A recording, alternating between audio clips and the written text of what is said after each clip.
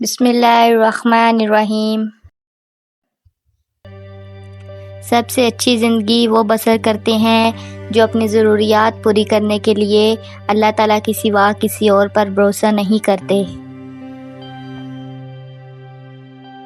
بہترین فیصلے چاہتے ہو تو سب کچھ اللہ تعالیٰ پر چھوڑ دو۔ کائنات کی سب سے مہنگی چیز احساس ہے جو دنیا کے ہر انسان میں نہیں ہوتی۔ لوگوں کے ساتھ ایسا میل جول رکھو کہ مر جاؤ تو لوگ روئیں اور زندہ رہو تو تمہارے مشتاق رہیں۔ جاہل عالم کو نہیں جانتا کیونکہ وہ کبھی عالم نہیں رہا، لیکن عالم جاہل کو جانتا ہے کیونکہ وہ خود جاہل رہ چکا ہوتا ہے۔ آج کل تعلیم زیادہ ہے اور علم کم۔ پہلے زمانے میں علم زیادہ تھا اور تعلیم کم۔ علم کی جستجو جس رنگ میں بھی کی جائے، عبادت ہی کی ایک شکل ہے۔ اپنی غلطی کا اعتراف سب سے بڑی بہادری ہے۔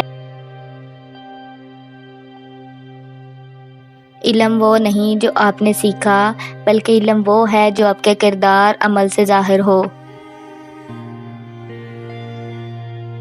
عقل مند وہ ہے جو دوسروں سے نصیحت پکڑتا ہے۔ وقت نظر نہیں آتا، لیکن سکھا کر اور دکھا کر بہت کچھ جاتا ہے۔ اگرچہ انسان کو مقدر سے زیادہ رزق نہیں ملتا، لیکن رزق کی تلاش میں سستی نہیں کرنی چاہیے۔ جو شخص اپنی حیثیت سے باہر نکل جاتا ہے، وہ ایک خطرناک گڑھے میں جا گرتا ہے۔ اگر تم چاہتے ہو کہ تمہارا نام باقی رہے تو اولاد کو اچھے اخلاق سکھاؤ۔ انسان جب تک اپنا مول نہیں لگاتا انمول کہلاتا ہے۔ اگر تم غلطیوں کو روکنے کے لیے دروازے بند کر دو گے تو سچ بھی باہر رہ جائے گا۔ اچھی تعلیم تو ضروری ہے ہی، اچھی تربیت اس سے بھی زیادہ ضروری ہے۔ وہ استاد کمال کا انسان ہے جو اپنے اخلاق اور کردار سے آپ کی زندگی کو بدل کر رکھ دے۔ جڑیں مضبوط ہوں تو بلندی نصیب میں لکھ دی جاتی ہے۔